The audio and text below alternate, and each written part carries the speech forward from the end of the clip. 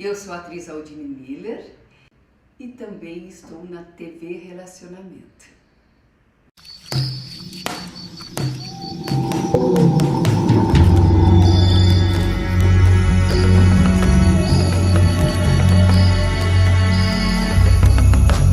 Olá pessoal, tudo bem? Mais uma vez aqui no Divã da Capetinha hoje com um convidado muito especial. Eu amo esse assunto, vocês sabem disso. Eu adoro esse assunto de avistamentos, OVNIs, e hoje eu consegui trazer o Edson Boaventura Júnior, que é ufólogo super respeitado, escritor e também apresentador. E Edson, eu trouxe em sua homenagem a minha bolsa que viaja comigo. É mesmo, é um ET, né? É um ET, dizem um ETzinho, que é o tipo alfa esse aí, né? Que é o Grey, né? O famoso Grey, é cinzento. O Grey. Uhum. Dizem que eu arranquei a cabeça de um alienígena e fiz uma bolsa, mas você tá vendo que não fiz isso, né? Edson, eu já fiz um avistamento, eu acredito. Aí eu gostaria de confirmar com você se foi realmente algo extraterrestre mesmo, que foi em São Tomé das Letras. O que você viu em São Tomé? Eu vi como se fosse uma estrela viajando de uma estrela parada a outra estrela parada. E essa que parecia uma estrela, ela tinha uma continuidade, era prateada e numa velocidade que a olho nu era muito rápido. Isso depois da 1 da manhã. Depois da 1. Com o céu extremamente Assim, limpo. a gente já pode descartar satélites, né? Porque satélites, geralmente, eles aparecem num horário mais cedo, porque o satélite não tem luz própria, ele reflete a luz solar. Então, já não seria um satélite. Poderia ser alguma outra coisa, né? Como que é? Ou um OVNI, ou alguma estrela cadente. Você chegou a ver ela desaparecer? Não é Como que ela cadente. desapareceu? Porque eu sou uma pessoa que observo demais o céu, demais, e já vi muitas estrelas cadentes. Ela é contínua, não tem como. Ela foi de uma estrela a outra. Ah, ela só se locomoveu. Ela se locomoveu E apagou. e depois sumiu. Entende? Provavelmente apagou a luz. E eu ali. não estava sozinha. Então aí poderia ser um OVNI. E já que você está numa região de alta incidência ufológica, que é o sul de Minas Gerais, né? Sim. Nós temos inúmeros casos que ocorreram ali, né? Em Aiuruoca, Caxambuba, Ipendi, São Tomé das Letras, Varginha, né? Que é o caso do ET brasileiro, né? Que ficou conhecido mundialmente. E São Tomé das Letras, ela já é bem conhecida, porque lá havia um pesquisador chamado Tatá, que é o oriental Luiz Noronha. Ele já faleceu e ele gostava muito de pinturas rupestres, da história da região, e acabou esbarrando também em vários casos ufológicos que ocorriam ali. Principalmente, os mais antigos, eles denominavam esses fenômenos de Mãe do Ouro, ou seja, é um termo folclórico, mas são bolas, né, de luz, bolas de fogo, que vez ou outra aparecem nas montanhas ali, próximo a cavernas, né, grutas, grotões também, e já foi visto por muitos ali entrando e saindo de dentro desses locais aí. E até hoje a gente tem relatos, tem amigos lá também na cidade, amiga também. Mando um abraço aí para minha amiga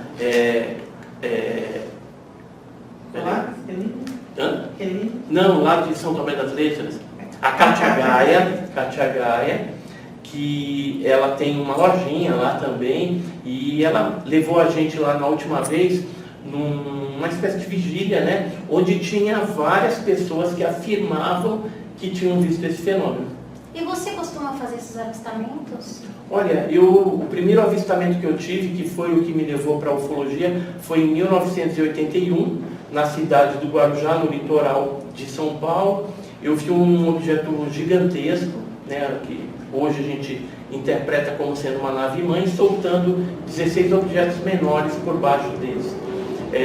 Eu estava junto com a minha mãe, com meu irmão, vários vizinhos também observaram esse fenômeno, e a partir daí eu comecei a investigar esse fenômeno lá na região, no litoral paulista.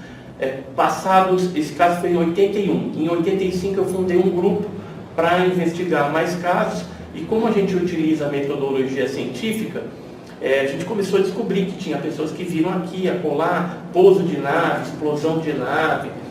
E aí a gente resolveu fazer vigílias em alguns locais que apareciam mais esse fenômeno. Por exemplo, Peruíbe, Ilhabela, inicialmente no litoral paulista. E depois no Vale do Ribeira, por exemplo, na cidade de Poranga, onde tem o PETAR, Parque Estadual e Turístico do Alto Ribeira. Depois fui expandindo para outras partes do país e depois outros países, né? A gente já visitou aí uns 20 países. E nessas vigílias, às vezes a gente tinha a oportunidade de ver, de filmar e de fotografar este fenômeno. Geralmente, quando você faz a vigília, é durante a noite. Então, a gente vai ver o quê? Fenômenos, geralmente luminosos, no fundo escuro do céu. Então, isso chama bastante atenção, dependendo da característica. É mais fácil. Porque descarta possibilidades? É porque um objeto luminoso no fundo escuro do céu ele chama mais atenção do que um objeto, por exemplo, metálico durante o dia. Você tem já a luz do sol, né? Então dificilmente o pessoal percebe algum artefato desse. Não que não perceba, mas é menos comum o avistamento desses objetos durante o dia. E mesmo porque hoje em dia, você sabe, né, todo mundo anda olhando para o celular, ninguém olha mais para cima, né? Mas teve 2 ocasiões em que eu consegui fotografar durante o dia. Uma foi em São Bernardo, quando eu trabalhava no Banco do Brasil. Eu estava voltando do almoço, senti um brilho assim do lado do olho, aí você olha, imediatamente vi aquele objeto discoide, né, em forma de disco mesmo, sem janela, sem nenhuma protuberância, uma bacia, um disco de alumínio, né, refletindo a luz do sol. Isso era por volta da 1h18 da tarde, estava voltando do almoço, no dia 2 de setembro de 2016. Quando eu vi esse objeto, imediatamente eu puxei do bolso um celular que eu tinha, um iPhone 5S, que era um celular que eu usava para coisas particulares e também de uso corporativo do banco. E aí, imediatamente, eu mirei naquele objeto, procurei focar uma parte do poste de luz de algumas árvores que tinha no Parque Lazuri. Isso foi em São Bernardo do Campo, no bairro Jardim do Mar. E aí eu tirei a primeira foto. Quando eu pensei em puxar o zoom no iPhone, não deu tempo. O objeto ele voltou um pouco, fez um L e subiu numa velocidade incrível. E eu não consegui nem tirar a segunda foto. Eu tenho essa fotografia aqui, inclusive uma ampliação do objeto. Aí dá para a gente ter uma noção disso que eu estou te falando. Essa foi um dos registros de dia que eu obtive, né? E que é bem nítido, né? Uma outra deixar disponíveis, né? Uma outra oportunidade, 2 anos depois eu consegui fotografar esse na Ilha de Páscoa. E quais são as diferenças de, por exemplo, esses assim arredondados, outros cilíndricos? Quais as formas que existem? Então, geralmente os cilíndricos, quando ele tem assim um tamanho avantajado, a gente chama de nave-mãe, pode ser algum tipo de nave-mãe, que pode ser tripulado, né? Geralmente é tripulado, mas quando você tem objetos arredondados, pequenos, às vezes eles são sondas teleguiadas que não tem tripulante dentro. Os formatos assim mais comuns é o disco, ovalado e arredondado, embora a gente tenha registro de cruzes, de objetos charutoides, né? E objetos triangulares também, vez ou outra, aparecem também na casuística ufológica. E dizem que às vezes eles estão ocultos atrás de nuvens, vocês conferem? Às vezes sim, né? Tanto é que algumas pessoas às vezes veem uma nuvem meio diferente, parecendo um formato de disco. Pode ser que algum objeto tenha se escondido e talvez ali a nuvem se tornou naquele formato, ou não, porque a gente tem também um fenômeno natural de nuvem lenticular, né? Lenticular de lentilha, porque ela, de acordo com os ventos, ela acaba se tornando um formato assim bem bem parecido com um OVNI, mas na verdade é uma nuvem. Seria um fenômeno atmosférico, né? E por que você acredita que eles escolhem certas regiões? Então, como a gente está falando do sul de Minas, né, eu acredito que lá seja por conta da quantidade de minério, né, que tem na região, gemas também, pedras preciosas. E a gente já percebeu também onde tem areia monazítica, é um local onde já foi visto esses objetos coletando alguma coisa, ou que tem cristais, por exemplo, na Chapada dos Veadeiros, em Goiás, se anda lá e é cristal para tudo quanto é lado, né, no chão. Então, essas áreas, por algum motivo, chamam a atenção, mas é apenas uma conjectura, porque a gente não tem assim a certeza absoluta de que seja isso que chama a atenção. Sim. O que a gente percebe é que esses seres estão vindo aqui, estão abduzindo pessoas, estão sequestrando algumas pessoas, e essas abduções elas podem ocorrer tanto na zona rural como na cidade.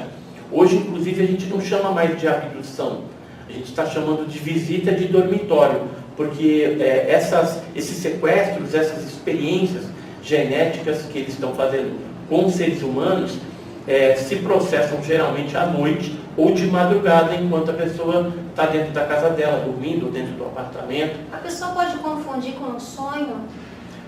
Poder pode, mas o que acontece? Quando ocorre um fato de visita de dormitório ou abdução verídica, ela volta geralmente com traumas e com marcas, às vezes, no corpo, com alguns dispositivos que a gente chama de microsistema, implantado dentro do corpo. Pode estar no braço, né, na mão, na perna, aqui na base do cérebro, geralmente é enfiado pelo nariz.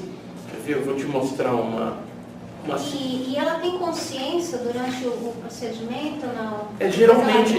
Geralmente ela recorda de alguns fragmentos da experiência, e aí é necessário uma hipnose regressiva para que desbloqueie alguns momentos desse, e aí ela lembre conscientemente do que está acontecendo. Aqui só para você ter uma ideia como que é feito às vezes o implante, né? Isso é descrito por algumas testemunhas, e esses implantes são colocados pelas narinas através de um aparelho bem fininho, né?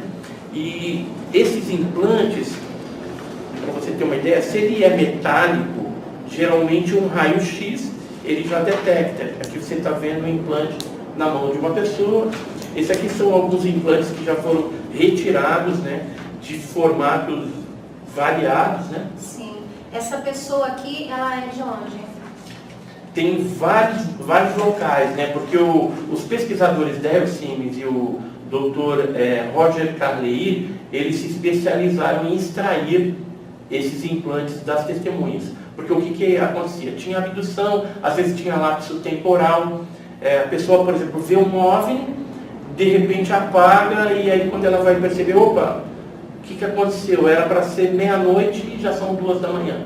Que aqui então, ela está sedada, né? É isso? Não, às vezes ela está consciente. Ela está consciente. Está consciente, só que esses seres bloqueiam na mente dela a experiência. Então quando ela volta, às vezes ela viu lá só o OVNI e depois o OVNI indo embora. Só que quando você faz a hipnose, porque ela ficou com alguma marca, alguma queimadura no corpo, por exemplo, no caso do Tasca, houve queimadura, né, que ficou nas costas do Antônio Nelson Tasca. Deixa eu ver se eu tenho uma fotografia aqui para te mostrar. Você sabe me Aqui, dizer por que essas pessoas especificamente, ou é aleatório isso? Olha, não se encontrou ainda uma característica comum entre todos os abduzidos. Ah, é? Não, assim, por exemplo, não tem, por exemplo, um sangue específico que eles procuram, não tem uma tipologia humana específica ou uma raça, nada disso. Todo mundo acaba entrando no bolo, né, sendo investigado por esses seres aí. O que a gente percebeu de ponto em comum é o que acontece depois do contato. Então, seria o seguinte: pessoas que têm, por exemplo, alguma aptidão para artes, ou seja, ela é uma pintora, uma escultora, né? Um escultor, ele passa a aprimorar esse tipo de arte. Se ele não tem uma aptidão para artes, ele adquire logo depois do contato. Além disso, também a gente percebeu uma propensão dessas pessoas à ecologia, a mexer com plantas, a estar ligado mais com a natureza. É uma função benéfica. É benéfico. É um aprimoramento do ser humano. Então, não dá para saber o porquê que eles estão fazendo isso, né? Tem pesquisadores que acham que é para melhoria da raça humana, mas são conjecturas. Tem outros que já acham que eles estão apenas se aproveitando da gente, né, dos fetos, né, do nosso material genético para fazer, de repente, híbridos ou até fazer alguma coisa para possibilitar no futuro eles ficarem no planeta e exterminar a raça humana. Então, há tanto o viés positivo como o negativo. E se eles nos criaram? Eu creio que o Criador foi o que a gente chama de Deus, né? Ou em outras religiões, o Ser Supremo, tal, cada um dá um nome. Os egípcios viam, né, os deuses nos céus. Sim, né? mas preste atenção. O Deus Criador, ele criou todos os seres humanos e toda a terra, todas as criaturas. Nessas abduções, por exemplo, pessoas que são ligadas à religião, evangélicos, por exemplo, que foram abduzidos, eles, logicamente, no dia a dia deles, eles entendem mais desse negócio. Então, o que eles fizeram? Quando eles tiveram uma oportunidade de ter uma palhinha, de ter uma conversa com os seres, eles foram direto nesse aspecto. Falaram assim, e vocês acreditam em Deus? Falaram, o mesmo Deus que criou você é o que criou a gente. Foi o que eles responderam. Foi o que eles responderam. Então, a gente já tem, em alguns casos, um indicativo de que esses seres foram criados por Deus também. Então, Deus estaria numa esfera, num nível superior. Agora, Deus não criou os anjos também? Criou os anjos. E os anjos são o quê? São seres extraterrestres também, porque foram criados por Deus fora da Terra. E aí, se você pegar, por exemplo, o Talmud, se você pegar a Torá, se você pegar uma série de livros religiosos, tanto da religião judaica, cristã, né, a Bíblia, né, não os 66 livros, mas livros apócrifos, se pegar, por exemplo, de outras religiões, o Mahabharata, o Ramayana, dos Vedas, o Kantsur tibetano, você vai ver lá que tem alguns indícios de que falam de seres que vieram de outro lugar e que, de certa forma, interagiram com os terrestres. Por exemplo, outro dia minha esposa estava vendo o livro de Juízes, né? 5:23, né? Capítulo 5, versículo 23, fala de Meroz, que é uma espécie de planeta ou sol, e o povo israelita estava precisando de uma ajuda. Só que essa população de Meroz, que era de fora, que era um outro planeta que não é a Terra, se negou a ajudar. E aí, como foi negado, Deus, né, que é Baruch, teria mandado um anjo para amaldiçoar Meroz, aquele planeta, e o povo, a habitação daquele planeta. Na Torá, por exemplo, os rabinos judaicos, eles falam que Deus criou 1.500 mundos. Quando ele usa a palavra hebraica mundos, significa que é mundo com pessoas dentro desses mundos. Então a Terra seria um desses planetas. É lógico que aqui a Terra a gente tem uma certa ligação com Deus e tem um propósito específico, e esses seres, eles devem ter um outro propósito. Mas em algumas situações eles vêm para cá para usufruir, talvez, da raça humana, de alguma forma, e também dos nossos recursos minerais, naturais, a nossa flora, a nossa fauna, porque tem casos, por exemplo, que já foram relatados, de coletas de pequenos animais. Né? Então, é como se eles estivessem fazendo um zoológico cósmico em algum lugar. E eles levam esses animais? Acabam levando os animais. Cachorros, coelhos, né? Tem aves também. Quando não leva o animal inteiro, acaba mutilando o animal, tirando a vida do animal, mas levando algumas partes específicas. Então tem casos de mutilações de animais em que foi levado o cérebro, por exemplo, do gado, por exemplo, da vaca foi tirado o úbere da vaca, parte aqui da boca, né, alguns órgãos internos. Então, assim, para que está se processando isso, nós não sabemos. Parece até que é para criar uma outra espécie, né? Então, poderia ser uma outra hipótese, uma outra conjectura. A gente não pode descartar nada. Algo está acontecendo. Agora, esses seres não falam, os tripulantes dos OVNIs, para a raça humana, o porquê que eles estão fazendo isso. E aí eu tenho uma ideia do porquê isso acontece.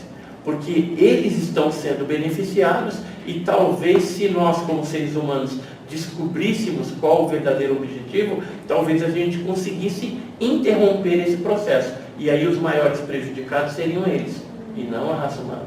Mas então os abduzidos, eles chegaram a fazer perguntas, eles relatam, fizeram perguntas? Tiveram respostas? Olha, em algumas situações sim. Por exemplo, você estava falando, tem alguma coisa em comum? Aquele caso, né, esse aqui que é o caso do Antônio Nelson Tasca, é um abduzido famoso. Ele foi abduzido em Chapecó, Santa Catarina, no dia 13 de dezembro de 1983. E ele voltou, né, com essas marcas. Ele teria tido contato e inclusive relação com uma tripulante chamada Kabbalah. Ela chegou a dar um nome, falou que era do mundo de Agalia, a gente não sabe onde fica isso. Mas o Tasca, ele perguntou: por que vocês me escolheram? E ela respondeu para ele que é porque ele tinha mente cósmica. Agora, o que significa essa mente cósmica, nós não sabemos. Né? Nós estamos aí procurando obter mais respostas, porque a ufologia ela só vai ser decifrada através das abduções, que eu acredito que é o de mais grave que tem ocorrido, essas interações com o ser humano. É lógico que quando um objeto pousa e deixa marca, altera aquele ambiente, o solo, a vegetação, altera o pH, ou ocorre uma esterilidade, ou uma superadubação do solo, aquilo vai trazer alguma resposta. Olha, algo diferente aconteceu aqui. Ou quando você tem um pedaço de disco voador, ou um disco voador inteiro, ou um ser biológico desconhecido, agora os Estados Unidos está chamando de corpos não humanos, né? Então quando você tem isso, aí já a coisa muda de figura, porque os laboratórios estão interessados em saber que metamaterial é esse, que ultramaterial é esse. E no Brasil a gente teve o caso de Ubatuba, que foi a explosão de uma nave, que até hoje esse caso vem sendo estudado pela ciência por universidades de várias partes do mundo. Por exemplo, a Universidade de Stanford, a Universidade da França, a Caltech, a NASA, né, o Ministério da Agricultura no Brasil, a USP, todos eles se interessaram em analisar e já descobriram, por exemplo, em Stanford, utilizando um maquinário que analisa o isótopo do metal do disco voador, que aquele metal ele era 30% diferente do magnésio existente na Terra. Ou seja, é um material que não tem na Terra. Sim. Portanto, real seria extraterrestre, algo que veio de fora. Aí a gente poderia de repente falar, mas então poderia ser um meteorito que caiu, porque o meteorito é extraterrestre, vem de fora. Mas nesse caso, os especialistas em meteorítica também analisaram e descartaram pela estrutura, pela composição química, pelo percentual de magnésio que tinha, que era muito, era 99,3, 99,9, e isso não tem em meteoritos que já caíram na Terra. E um detalhe interessante é que meteorito, ele vem combinado com outros elementos químicos. Geralmente vem com ferro, com níquel, com estanfiodita, faringitonita, e esse metal do OVNI que explodiu em Ubatuba, no litoral de São Paulo, em 57, não. É diferente, é algo estranho. Então, os metamateriais e ultramateriais, eles podem trazer algumas respostas interessantes. Como você estava falando do sul de Minas, tem um caso que o pessoal, eu tenho um canal no YouTube também, que é o Enigmas e Mistérios, e tem um caso que o pessoal vive me cobrando, né, pedindo, eu nunca levei em podcast nenhum, e aí eu trouxe para você aqui para a gente conversar um pouquinho. É um caso chamado caso Arlindo Gabriel, que aconteceu em Baipendi, Minas Gerais, no dia 16 de maio de 1979, esse cidadão aqui, o Arlindo Gabriel Leal, ele foi caçar com os amigos. Aí, quando ele estava andando pela picada, eles resolveram separar. Cada caçador foi para uma região. E aí, quando ele chegou numa determinado morro lá de Baipendi, ele escutou um barulho e ele foi até o local. Viu tipo um raio, como se um raio... Foto, né? Essa é uma foto que ele bateu do objeto quando estava no solo. Ele diz que viu objetos nesses formatos aí, né? Inicialmente alguns objetos pequenos, como se fossem sondas, depois veio esse maior que chegou a pousar e aí levaram ele para dentro da nave, mostraram uma série de coisas. Ele sofreu aí uma abdução. E ele recorda da nave por dentro? Recorda e conta, né, todo o caso, né? Foi feito hipnose também nesse caso, e ficaram as marcas no local, que eram marcas assim, como se fossem uns trapézios, né? Furados como uma caixa de ovo. Ah, entendi. E foi analisado o peso disso aqui, seria 2 toneladas em cada, como tinha 3 sapatas, então daria mais ou menos 2 toneladas de peso. E que desse material? objeto. Não, então aqui é gesso que foi feito o molde no chão, onde ficou aquelas marcas não afundadas. Que material poderia ser que afundou, não tem como. Não, era o pezinho da nave, né? Aqui, ó, se a gente olhar, esse pezinho aqui da nave que acabou deixando essas marcas aí no solo. E isso aqui é uma bolsa de pano que o Arlindo levava com alimentos, né, para ele comer ali durante a caçada, e que os seres acabaram pegando todos os alimentos e deixaram só a sacola com ele, com essa estranha inscrição que é muito parecido com o aramaico, com o hebraico antigo. Já tentaram assim, traduzir algumas coisas, mas parece que assim, tem uma semelhança com os pergaminhos de Qumran, né, que seriam hebraicos, aramaico, antigo. Então, assim, tem uma semelhança, mas até hoje, pelo menos, eu acredito que não chegaram a traduzir isso. E isso aqui são fotos. Com quem, Edson, esse material aqui? Esse aí, no caso, ficou com um pesquisador, que é o Birajara Franco Rodrigues, do Cevapa, lá de Varginha, que foi o que pesquisou também o caso Varginha. Então, logo que aconteceu esse caso, em 79, em maio, ele teve contato lá com o senhor Arlindo Gabriel e entrevistou ele, fez toda a investigação. E aqui são fotos que o Arlindo Gabriel acabou tirando desse fenômeno, né? Diz que depois o objeto ele acabou desaparecendo num monte de fumaça, e quando ele foi fotografar esse objeto maior, ele diz que veio um clarão na cara dele e aí ele apagou. E aí foi quando ele deu por si 2 seres baixinhos levando ele para dentro da nave. Esse aqui seria o quê? Isso aí seria um desses objetos, que seria esse aqui, ó. Esse objeto aqui, na hora que ele desapareceu, ele se transformou num monte de fumaça. E deixa um rastro. E aí ficou aquela fumaça, ele pegou e fotografou. Tipo algo luminoso, meio e aqui? Fumaçado.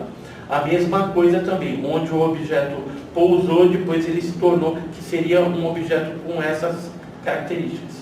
E eles não falam, né? Ninguém chegou a relatar nada sobre isso, né? Se Eles comunicaram telepaticamente. 80% dos casos é telepaticamente. Na língua deles? E aí o interessante disso aqui, o que eu trouxe para você olhar? Eu tenho um matinho, né? Porque às vezes quando ocorrem esses pousos, ele chamusca. Esse aqui é de outro caso, é o caso de Itapicuru, lá no Maranhão, em 2002. Você vê que as pontas da vegetação, ela está chamuscada, né? Mas esse aqui é o matinho desse caso, ó, Arlindo Gabriel dos Santos, Baipendi, 16 de maio de 79. Então, uma das pontas aqui, você vê que ela está chamuscada também. Então, a gente pega essas amostras para analisar, para ver o que é, né? O que causou. Um fragmento alienígena. Isso aqui é de Minas também, ó. É de Cruzília, Minas Gerais, da década de 90. São cogumelos que foram queimados no pouso também de um OVNI. E aí, aqui na... E deve ser o que ali embaixo da nave, energia? Às vezes é queimado pelo calor, né, do objeto. Tem pessoas, por exemplo, que se aproximaram de algumas naves dessa e aí saiu tipo um jato de ar quente que acabou queimando a camisa e queimando a pessoa dentro. Esse é o caso, por exemplo, Michalak, o caso Michalak que aconteceu no Canadá.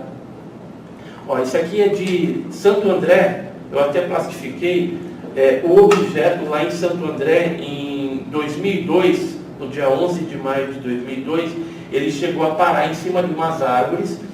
Quem contou esse caso foi uma pessoa da BB Tour, que é da BB Turismo do Banco do Brasil, e o objeto ele jogava um foco de luz. O foco de luz, ele, ao atingir as folhas, eles chegaram a queimar como se fosse um laser, né? Isso. Então eu tenho folhas que não foram afetadas e folhas que foram afetadas, né?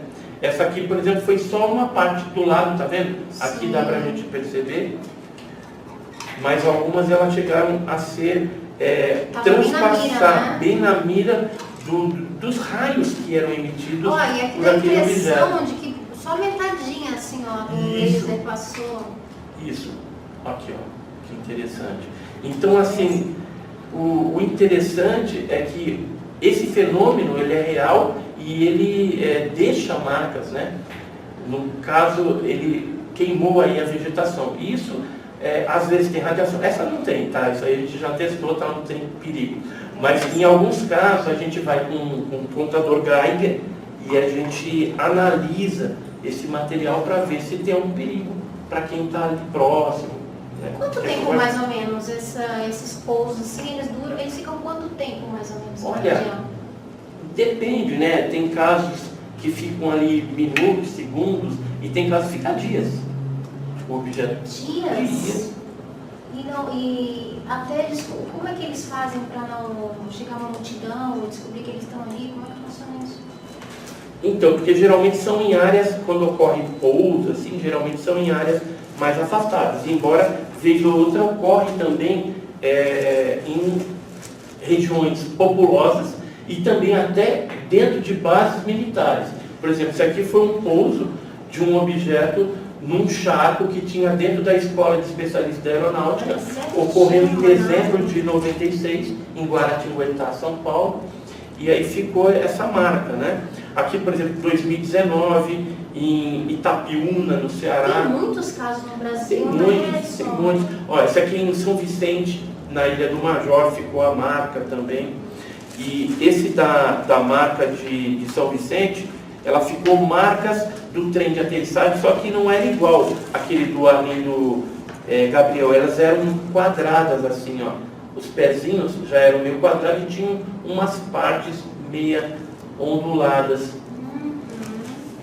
Esse foi um caso que aconteceu no litoral que nós investigamos também de pouso, né? Então, aqui o pescador, esse aqui inclusive faleceu faz pouco tempo, que é o Fernando Bezerra, ele no local, né, contando. Esse caso foi interessante porque, além dos pescadores, o Fernando Bezerra e o Wilson de Oliveira, que viram esse pouso, né, houve uma outra testemunha que fez um desenho para nós, que ela viu alguns minutos antes dos pescadores virem numa escola próximo ali a São Vicente, só que ele viu cedo. Os pescadores só viram a nave pousando. E aqui é o desenho, né, que o Márcio dos Santos fez. Isso aqui aconteceu no dia 1 de outubro de 1995. E no Brasil, geralmente, eles veem são esses os pequenos ou já viram os maiores aqui? Olha, a maioria são, 80% dos casos são os guris, os pequenininhos. 15% é parecido com o ser humano e 5% são os bizarros. E a fisiologia deles é semelhante?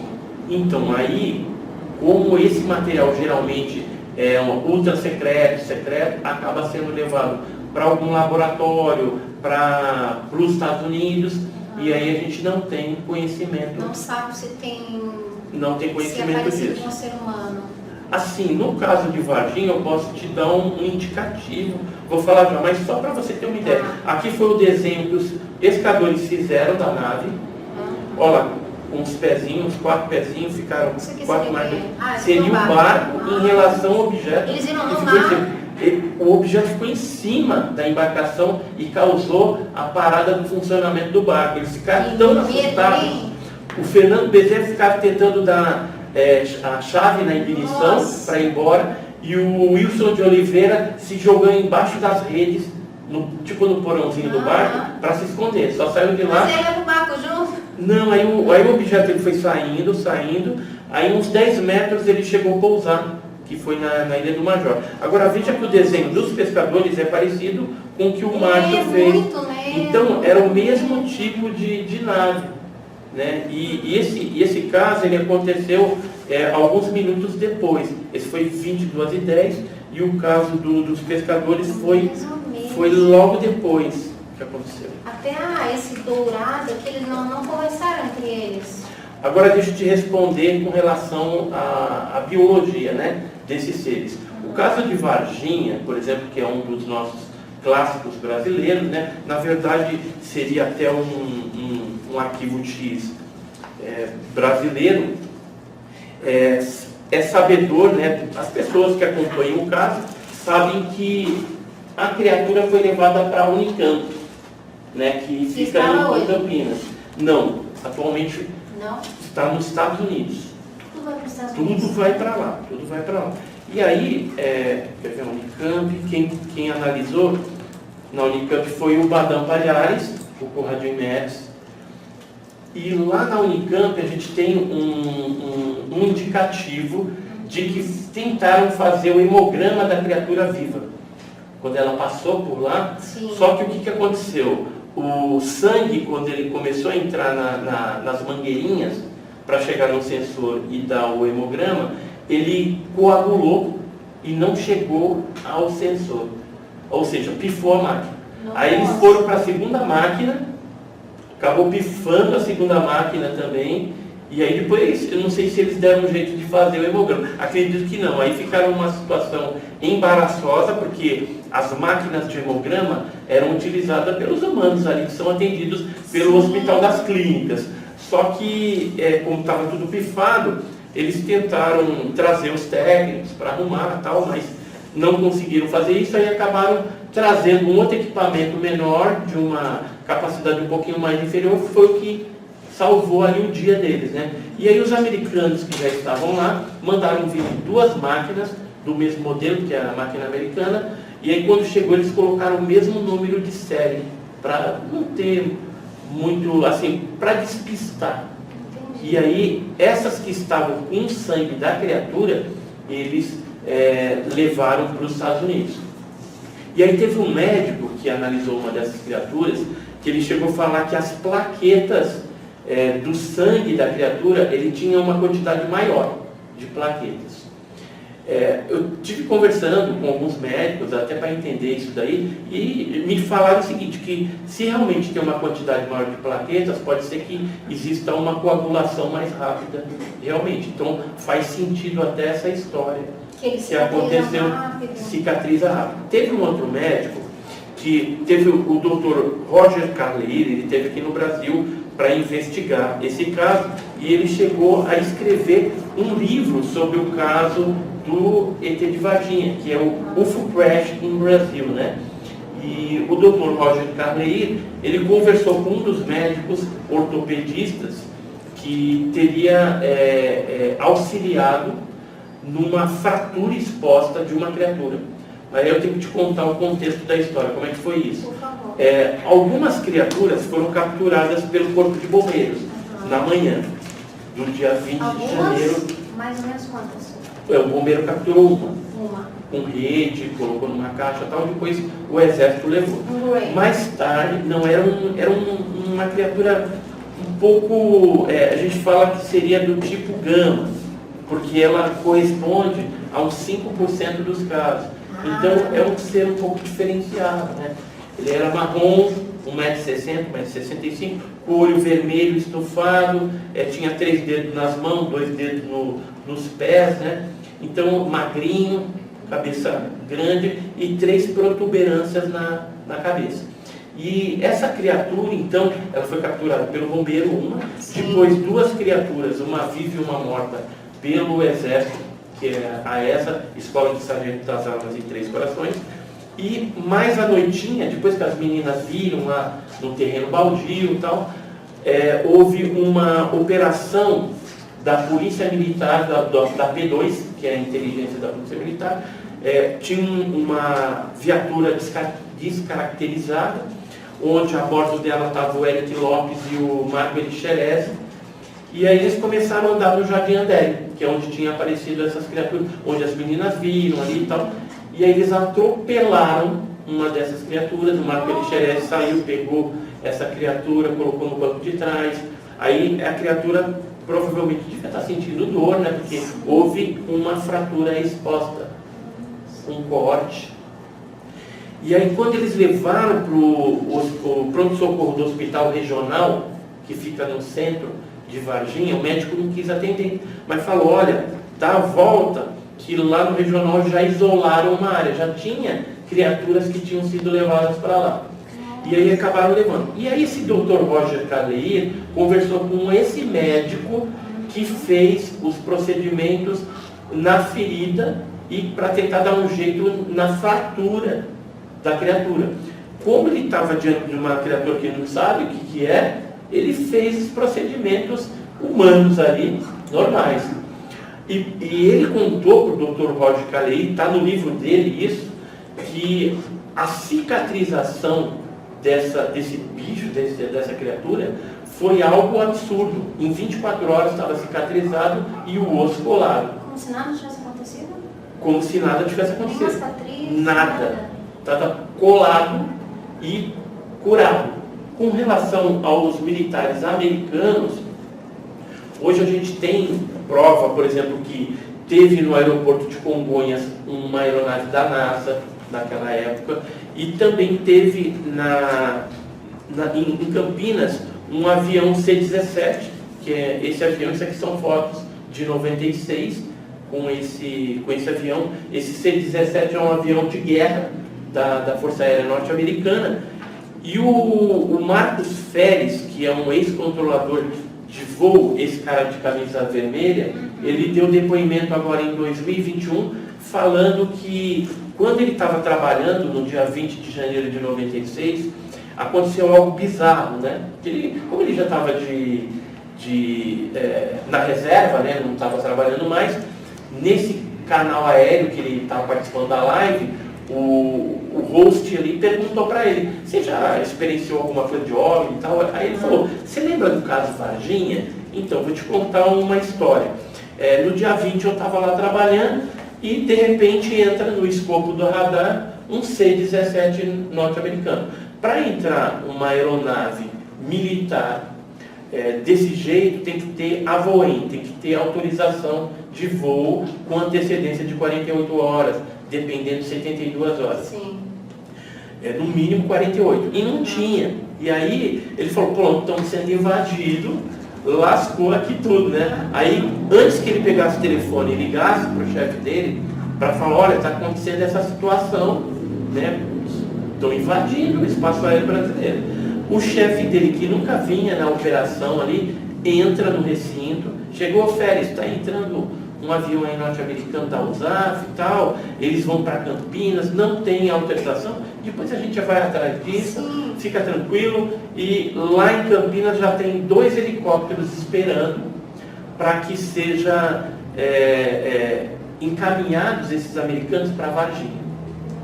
Então, assim, o envolvimento em Varginha dos americanos, tanto lá em Varginha como na Unicamp, em Campinas, foi muito forte. E o pessoal da NASA que desceu por Congonhas, né, que hoje a gente tem depoimentos de pessoas. Eu estive em Cidreira, participando de um evento do meu amigo Daniel Christian, né, e lá eu conheci uma pessoa, o Cassim. O Cassim deu uma entrevista para nós que, no âmbito dele lá de conhecimento, teve uma determinada situação que ele, conversando com um sargento do Exército, esse sargento confirmou a presença de americanos naquela época do caso Varginha. Porque assim, todos os sargentos do Exército, geralmente eles fazem ESA, é obrigado, né? Um curso, eles têm que passar pela ESA ali para se tornarem sargentos. E esse cara não foi diferente. Aí ele me contou o nome e tal, de como que aconteceu e tal, e o envolvimento americano que esse sargento falou para todo mundo ali no recinto que tinha ocorrido de fato, que o caso Varginha foi real e que os americanos estavam ali tomando o pé da situação. E eles levam tudo para a área 51, todos os casos do mundo? Isso, eu tive o privilégio de conhecer uma pessoa que tem parentes dentro da área 51 e em 96 eles afirmaram que chegou lá a nave e também os caixotes com os seres de Varginha. Então, isso é fato. Foi para a área 51. Se está lá atualmente, eu acredito que não, porque já foi construída a área 52 e a 53 e elas são interligadas com a área 51 por baixo, né, pelo subterrâneo. Ah, é? Isso, e ninguém chega nesse local, né? Então, a área 51 ela já é famosa por abrigar, por exemplo, os seres, né, e a nave de Roswell. Foi aquele caso famoso que aconteceu nos Estados Unidos, no Novo México, né? E todo mundo conhece o caso. E o caso de Varginha foi isso que aconteceu. Atualmente, a gente está tendo denúncias de americanos, de pessoal da inteligência, pilotos da Marinha. A última audiência no Congresso norte-americano, a gente teve lá presente o David Grush, né? O Ryan Graves, né? O outro David, lá que era da Marinha também, e eles denunciaram que o governo norte-americano tem naves inteiras, pedaços de naves e corpos não humanos. E está prometido, aí a gente sabe, tem uma jornalista, que é a Leslie Ken, bem conhecida e bem articulada com algumas pessoas militares, inclusive, e ela tem informações, né, quentes de que um determinado piloto da USAF transportou o ser de Varginha aqui do Brasil para os Estados Unidos e a nave também.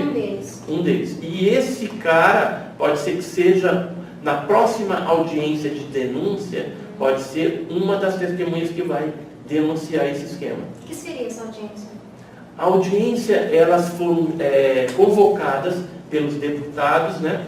Porque assim, como havia uma denúncia que existia essas coisas de OVNIs e que orçamento estava sendo desviado de outros projetos para um projeto secreto de OVNIs, então o Congresso quis saber mais a respeito disso, porque é o cidadão que paga imposto. Sim. É o dinheiro do cidadão que está sendo empregado em outras atividades que não estavam sendo transparentes para com o cidadão norte-americano. Além disso, o David Grush, ele denunciou também que algumas pessoas que trabalharam em processos de engenharia reversa dessas naves que estão lá nos Estados Unidos teriam morrido por manuseio desse material, e algumas pessoas que bisbilhotaram esse assunto de OVNI também em lugares que não poderia foram silenciadas, ou seja, mataram essas pessoas. Então o Congresso agora está querendo saber qual que foi a empresa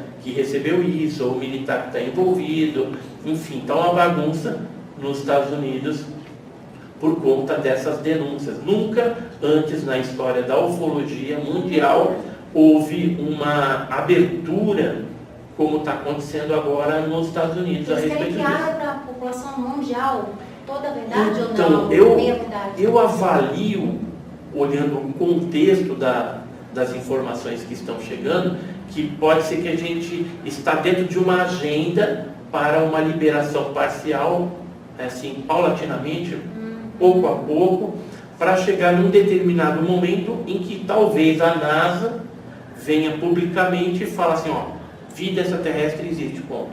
Então esses vídeos que a NASA divulgou aí sobre OVNIs, isso é real? Isso é real. Inclusive, eles criaram um escritório para analisar todo isso de forma científica e oficial.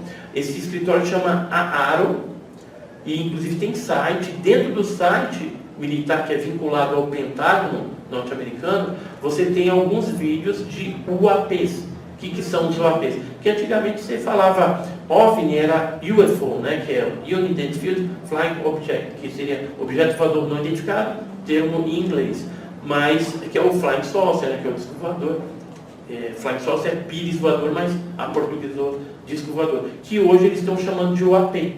UAP é fenômeno anômalo não identificado, que é uma terminologia mais abrangente. Pode ser um OVNI extraterrestre? Pode, mas pode ser de repente um drone espião de um país inimigo, da China, da Rússia? Também pode.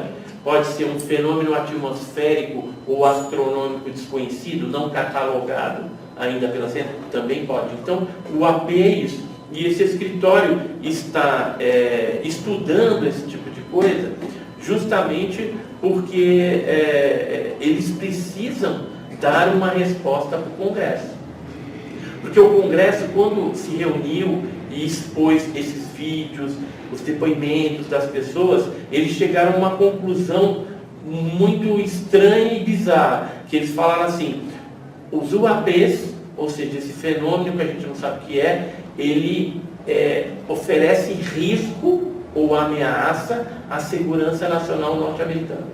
Olha só o que eles estão falando. Ou seja, é uma tecnologia, é algo que supera qualquer tecnologia que os norte-americanos possuem na atualidade. Então, por isso, a criação dessa tecnologia, eles estão com medo da tecnologia. Porque não há um controle, né?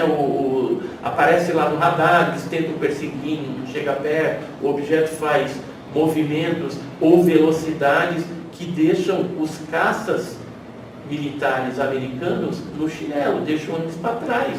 Porque muito se falava que eles teriam um acordo com o pessoal lá dos Estados Unidos, né, com o governo norte-americano e tal, isso foi Então, os seres, né, você está falando? Isso. Então, isso é uma teoria da conspiração. Tem algumas pessoas que falam, mas não existe prova cabal ainda a respeito disso. A gente não pode falar também que é só teoria, que é mentira, não sabemos. Sim. Pode ser que algum dia isso venha à tona com alguma prova e a gente tenha que dar mão ao palmatório e falar: não, é verdade esse negócio. Mas por enquanto o que a gente tem são depoimentos de pessoas até importantes, atrás de alguns cargos de relevância, que falaram isso, mas não apresentaram prova nenhuma. Agora, quem me garante que esses cidadãos aí importantes, né, general não sei das quantas, né, eles não estão fazendo um trabalho de contra-informação ou de desinformação? Porque aí você vai acreditar: mas é fulano que está falando.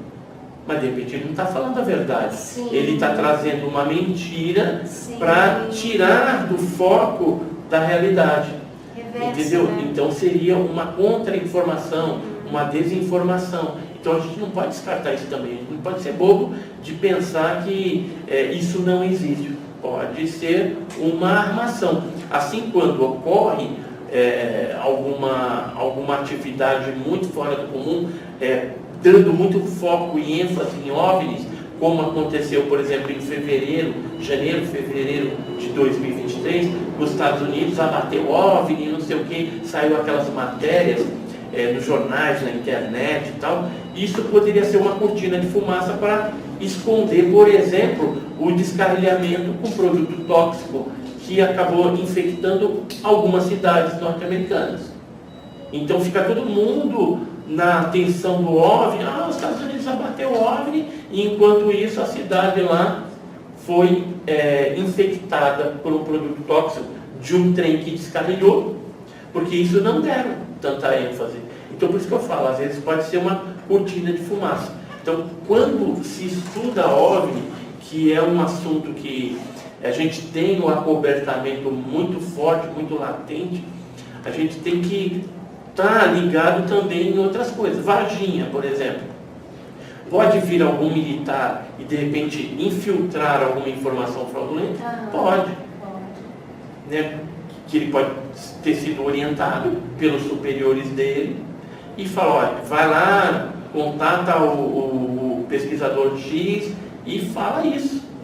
E aí o pesquisador de repente compra aquela ideia. Por isso que, assim, eu não, mas tem alguns pesquisadores mais afoitos que às vezes saem publicando, querem envios e tal. Eu não, eu procuro checar, ver se a pedra do quebra-cabeça que a gente conseguiu encaixa em algum outro pedaço da história Sim. que a gente já tem, entendeu? Então eu procuro primeiro cercar de todas essas possibilidades para a gente não inferir ou passar para as pessoas algo fraudulento, Sim. algo errôneo, né?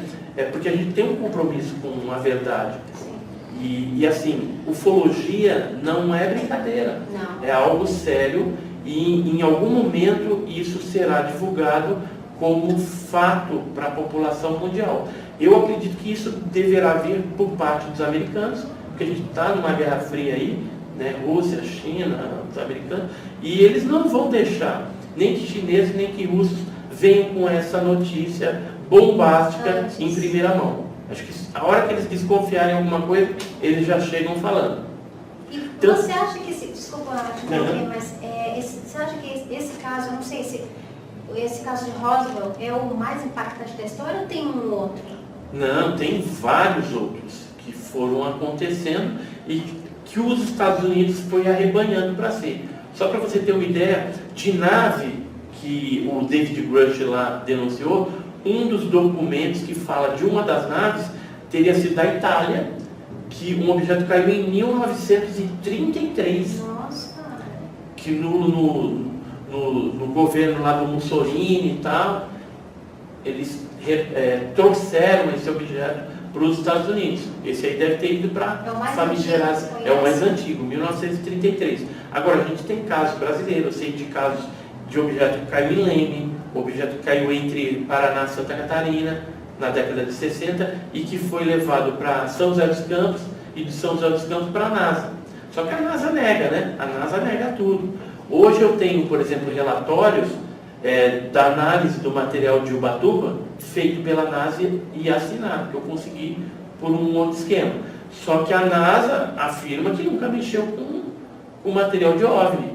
Só que eu tenho um relatório assinado por eles. Então, a gente vive assim, esses órgãos oficiais são uma verdadeira mentira. Eles ocultam da população. Sim. Só que o que a gente percebeu? Durante muitos anos a NASA negando. Esse ano eles já fizeram 2 audiências públicas para falar de UAP. Ou seja, de repente a NASA acordou.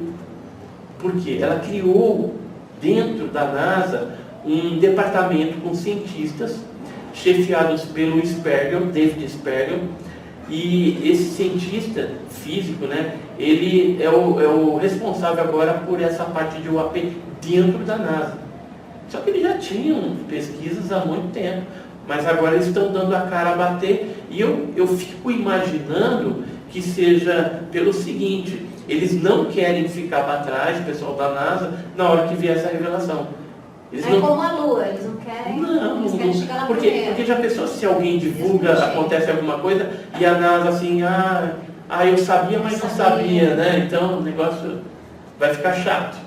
Então antes que fique chato, eles estão dando um passinho de cada vez, que eu entendo que é essa agenda que está em processamento. Você pode perceber, né, que você abre a internet, qual que é o segundo assunto mais falado da internet? É UFO, é OVNI, né? Agora teve esse caso aí das múmias, né? Das múmias lá do Congresso mexicano. Isso não né? Na verdade, é um assunto requentado de 2017. A gente sabe que o Maussan lá, esse mexicano que apresentou essas supostas evidências, ele já está atrelado a mais de 40 fakes em outros processos, outros bonecos lá que ele... Então, assim, a equipe dele que fez as análises, né, em alguns aspectos, saiu agora até uma análise que é um médico lá da Marinha, só que ele é amigo do Maussan, faz parte da equipe lá, então, e ele não está querendo dar a múmia, pegou só uma múmia e fez lá uma ultra. Assim, é humana, mas misturada com algumas dessas múmias foram misturadas com ossos de animais. inclusive para você alongar os dedos, né, que ela tem apenas 3 dedos, foi quebrado aqui um dos dedos e foi alongado com outros pedaços de ossos de outras múmias infantis. E aí o que você acha? Na radiografia de algumas das múmias, não essa que eles apresentaram agora, que essa ela está mais perfeitinha um ser humano, com algumas diferenças, já está bem mais montada, vamos dizer assim. Mas as primeiras montadas, elas têm, por exemplo, pedaço de osso do pé, na mão. Nossa. Então tem 2 metatarsos e depois quer dizer, ela não tem uma composição dos ossos que seria uma coisa normal. Você vai encontrar, por exemplo, ossos de animais inseridos, tíbia no lugar onde não Mas ele deveria não ter imaginou tíbia. que fosse ser analisado? Assim, imaginar, você pode até imaginar, de repente algum dia, assim, a pergunta que a gente tem que fazer é o seguinte: por que nenhuma outra universidade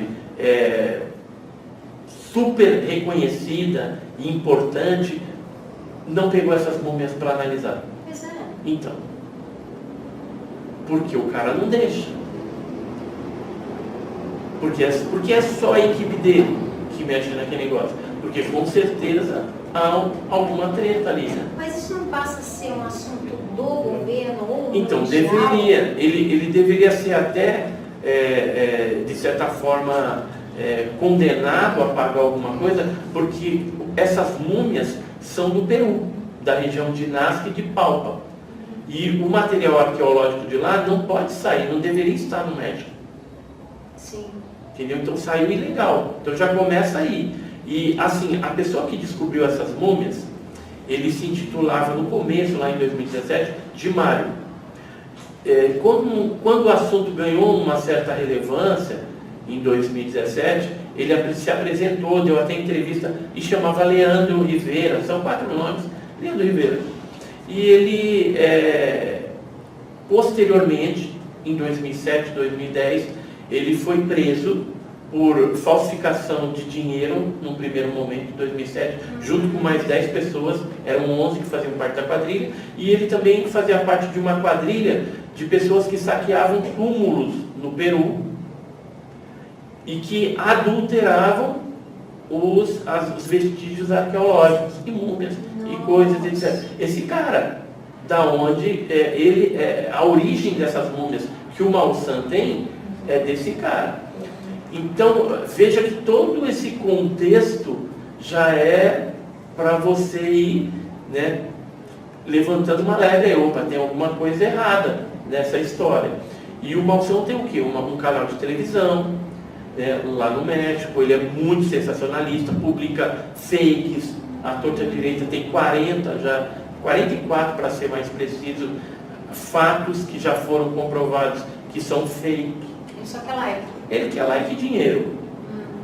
E queria a projeção e aproveitou essa audiência que foi feita no México, junto com outros pesquisadores que estavam ali bem intencionados e tudo mais, né, para de repente fazer uma denúncia, fazer uma audiência sobre o AP e tal, que é algo legal. Acho que todos os países aí têm o direito de fazer isso, mas ele se aproveitou para dar a última cartada, né, jogando esse negócio da historinha das múmias alienígenas, que de alienígena não tem nada, e são montagens feitas. Agora, as múmias são antigas, realmente foi feito com um pedaço de múmia, material, isso sim, isso é real. Agora, falar que é alienígena e tal, outros 500, né? Agora, se ele quer realmente comprovar isso, ele tem que abrir isso para outros laboratórios que Sim. já querem mexer com isso, só que ele está se negando. Então, por que ele está se negando? Quem não deve, não tem. Exato. Né?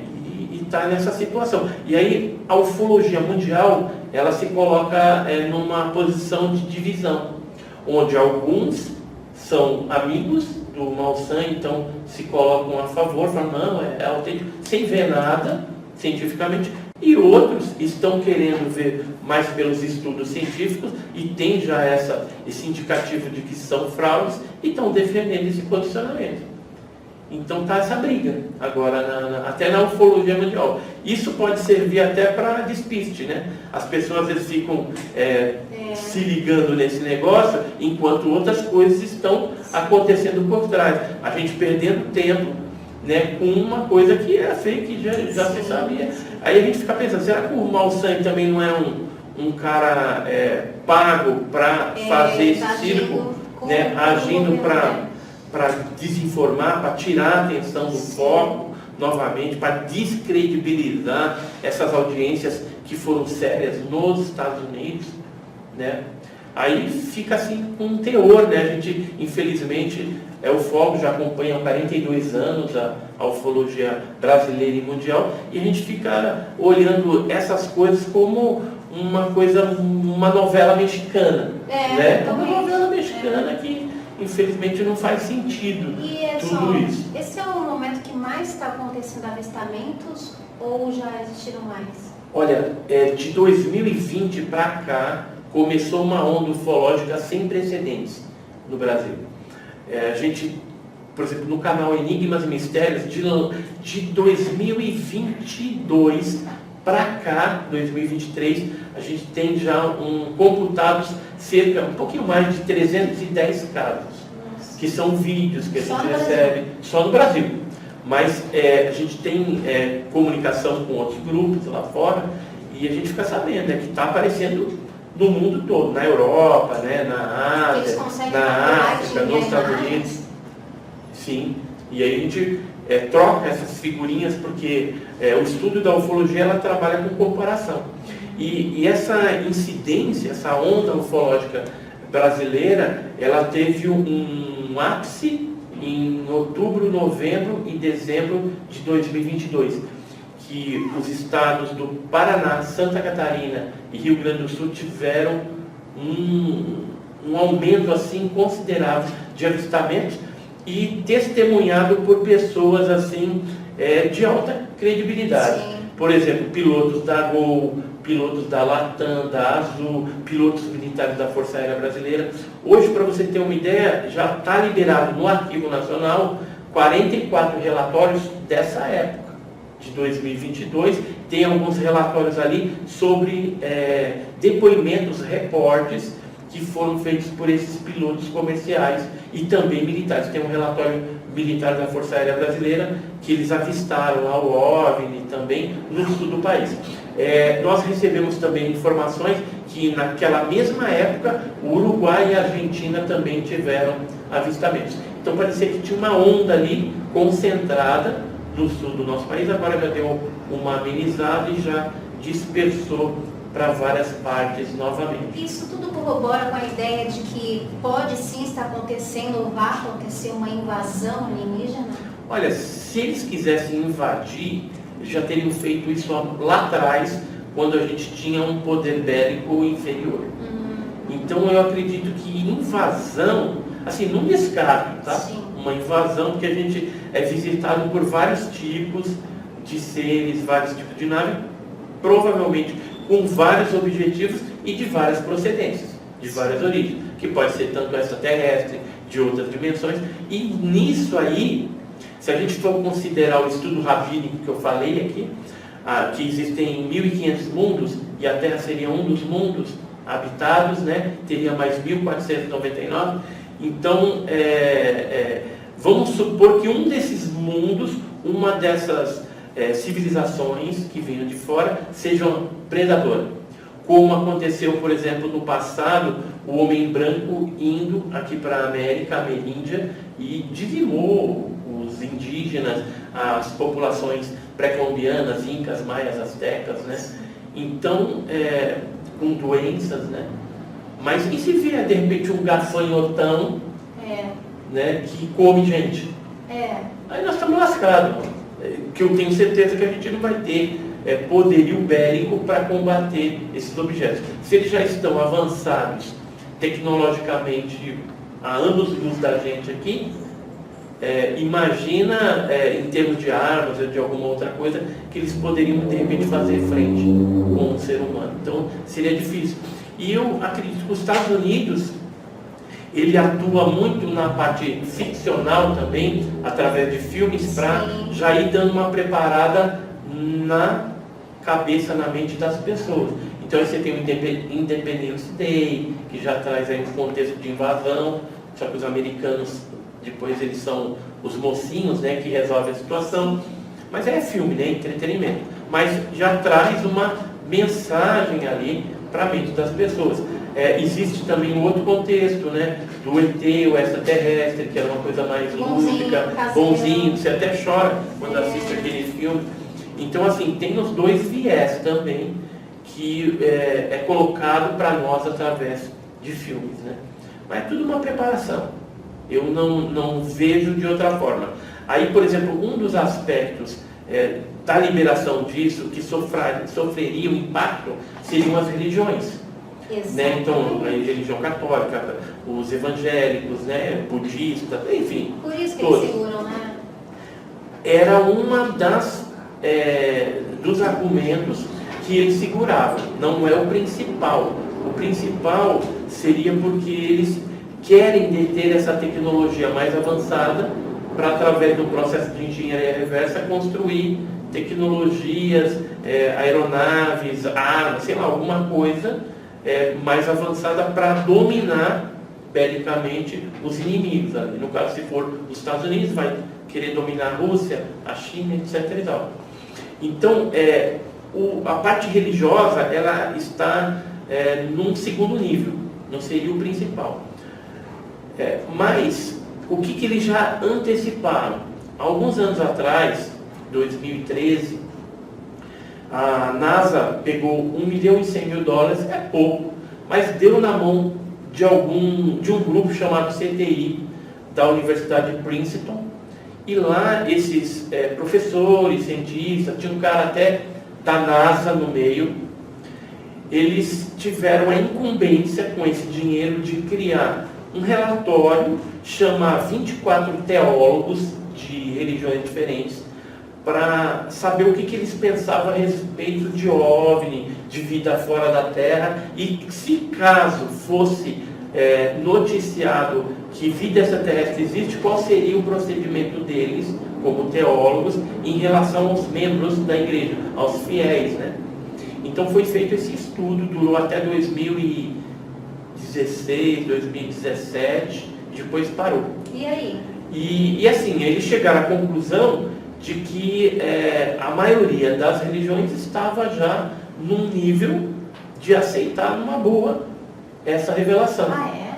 Assim, os únicos que estavam um pouquinho mais resistentes eram os evangélicos, porque aceitavam essa fenomenologia como algo demoníaco. Entendi. Né? Embora isso venha mudando, né? Ao longo dos anos, a gente já está em 2023, isso já mudou muito. E tem inclusive alguns líderes presbiterianos que já estão escrevendo livros a respeito disso, né? E isso principalmente nos Estados Unidos. Então o negócio já está disseminando. Então essa parte da preparação também religiosa é algo que já se pensou no futuro, no passado, e isso deve ser colocado em prática agora no futuro mais próximo, aí, quando tiver essa revelação. Além disso, a gente percebe também uma mudança nas notícias da imprensa, que antigamente faziam muito sensacionalismo e chacota em cima do assunto, e hoje estão tratando de forma mais responsável. Sim. Então tudo isso faz parte também, que logicamente chega lá numa Globo, numa coisa, está aqui, queremos que passe a informação nesse estilo, né? Num estilo mais sóbrio, mais sério. Então, assim, uma outra mídia que às vezes faz ali uma brincadeira, alguma coisa, né, lúdica ali com um assunto, mas é porque também não tem tanta relevância, não vai alcançar um público tão grande assim. Mas as grandes mídias de massa, essas sim parece que estão ali fechadas, né, com alguns governos, então, e tudo é feito de alguma forma a trazer as informações que eles querem que repasse. Uma coisa que eu percebi bem esquisita, que aconteceu agora recentemente, foi um programa fantástico que saiu na Globo, onde o Luiz Petri, que foi chefe de redação do programa Fantástico na Globo, conheço ele investigou o caso Varginha naquela época, acabou fazendo 3 programas, e ele estava ali, né, tete a tete com os pesquisadores, com o Birajara Franco Rodrigues, com o Vitório Pacatini, Cláudio Povo, a gente ali, o grupo dos 7, né, que eu me incluo também.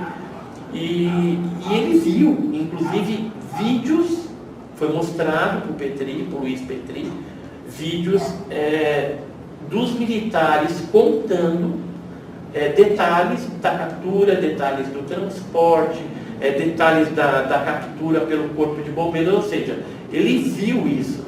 Só que o que aconteceu agora, esse ano, no programa Fantástico? Ele vem a público no programa Fantástico e fecha a questão de Varginha dizendo que era uma pessoa com deficiência, que era o mudinho, né? Que lá a gente tem uma pessoa que ficava agachadinha e assim, numa posição parecida com... Não era alienígena.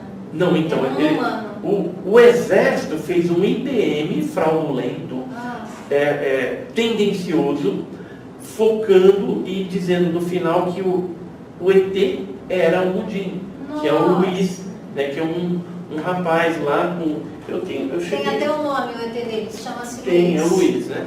E ele é vivo até hoje, eu tive com ele agora, não faz muito tempo, vou até te mostrar quem que é o cidadão. E o Luiz aqui. Isso aí batendo com o depoimento lá do médico, totalmente desmentido, né? Então, esse aqui que eles falam que é o ET, esse cidadão aí, que é o Luiz. Eu tive com ele agora recentemente. E assim, como ele fica agachado, às vezes pega aquelas bitucas de cigarro do chão, então ele não fala também, é mudo.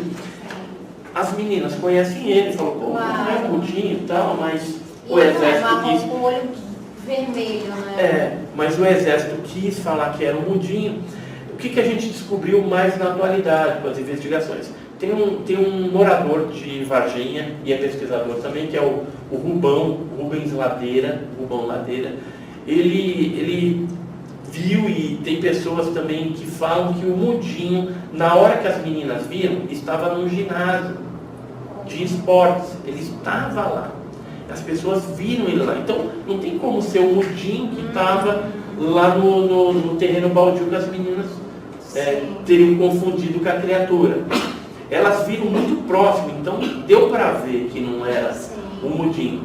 No IPM, que é o Inquérito Policial Militar do Exército, que eles fecham a questão e concluem que é o mudinho, eles falam que era o mudinho porque o mudinho tinha tomado uma chuva e aí ele estava sujo de lama e as meninas viram ele sujo de lama porque ele é branco.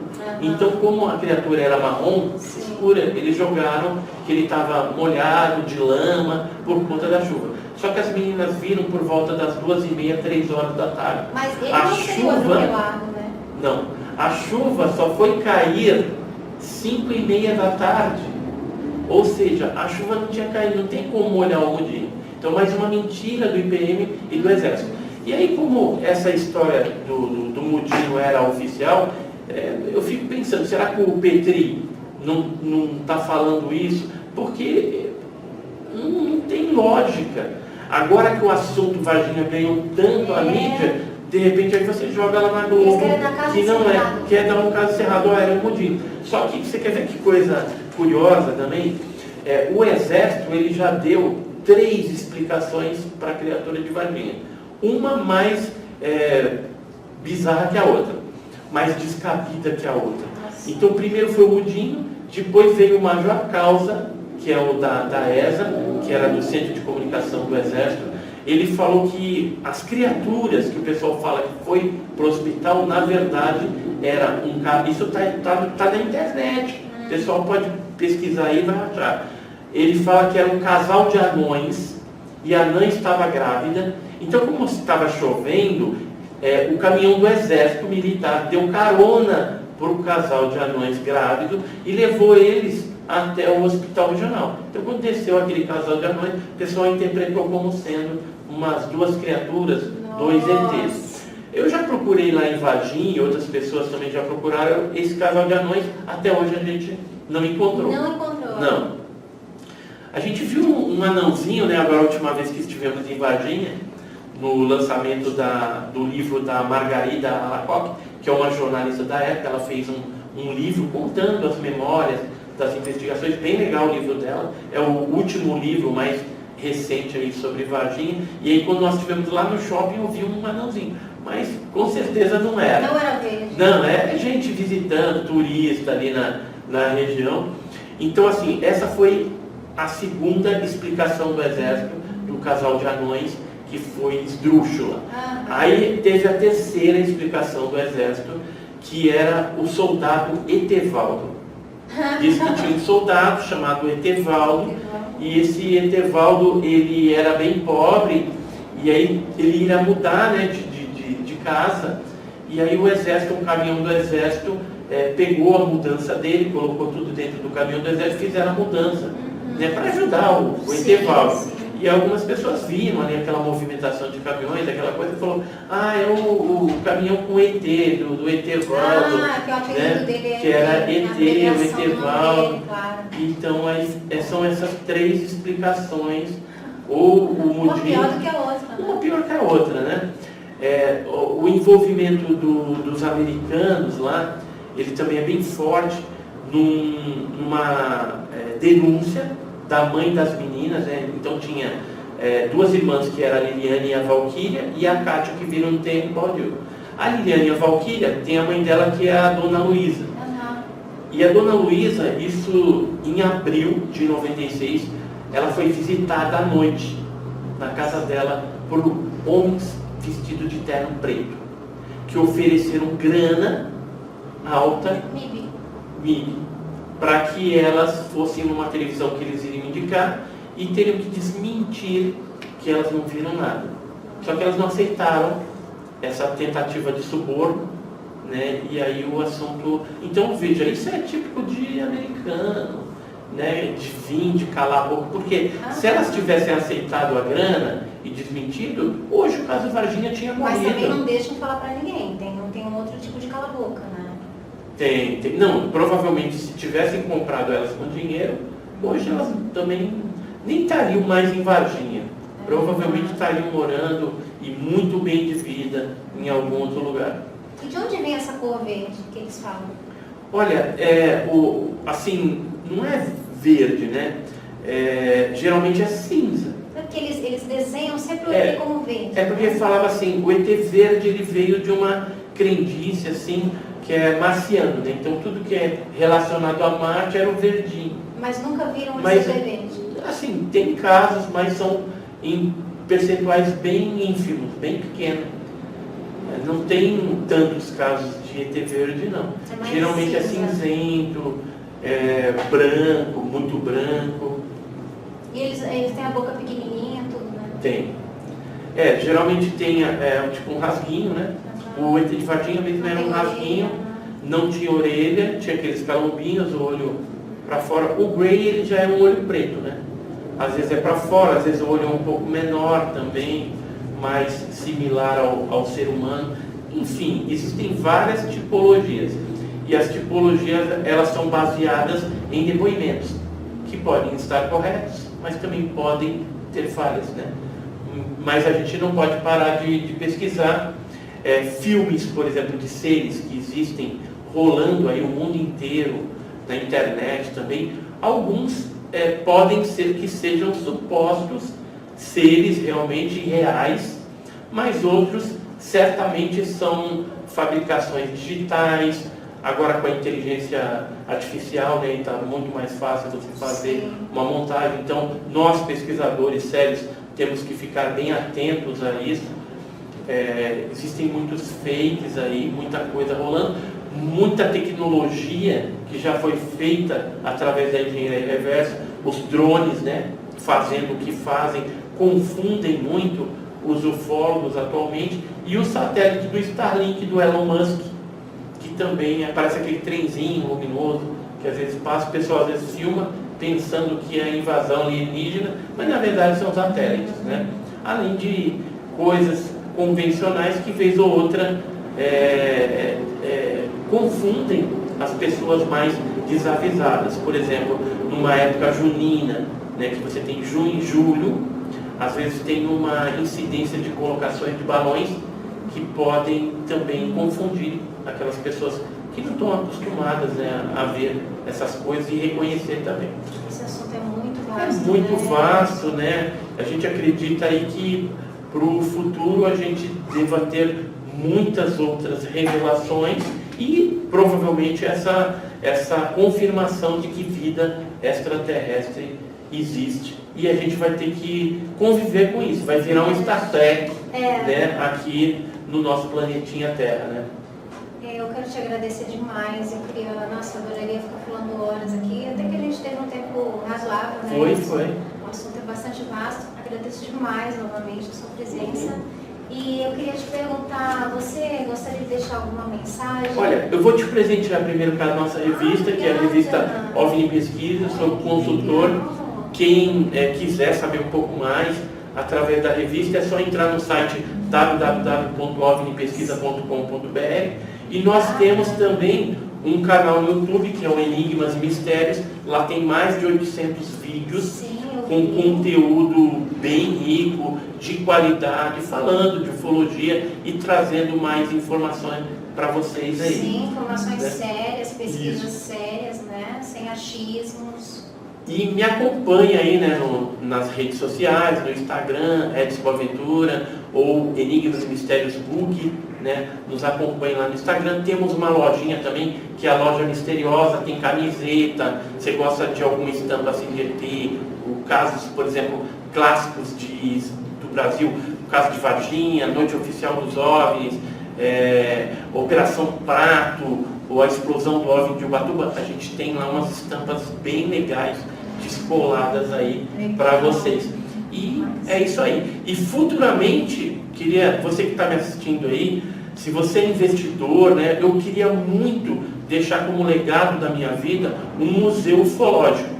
Eu tenho muito material, tenho pedaço de nave, tenho marca de pouso, amostras, pelo de chupacabras, tenho um monte de coisa, documentos oficiais, mais de 1.300 páginas, e a gente queria alocar isso, se possível em São Paulo ou em outro local, mas dentro de um museu, não um museu coerente, mas algo assim que tenha uma interação, tenha coisas mais modernas, né, interativas, virtuais, lúdicas também, para que um número maior de pessoas tenha acesso a essas informações ufológicas. Então, você quer me ajudar? Me procura aí depois e a gente conversa. Eu tenho um material para colocar no museu, só não tenho a grana para investir, criar o local e estande, todas essas coisas que vão ser necessárias nesse empreendimento. Nós vamos lá gravar matérias lá. Você conseguir. Legal. Tá bom? E me aguarde aí em qualquer estado, né? Porque a gente está viajando bastante. Devo estar indo para Pará, depois Pernambuco, Paraíba e depois Minas Gerais, né? Então já está programado aí algumas visitas a esses locais e a gente vai estar entrevistando pessoas também, Sim. coletando mais material para o enriquecimento da ufologia no Brasil. É isso aí. Gratidão. Queria agradecer. Obrigada. Muito obrigado. O bate-papo foi muito bom. Foi 10.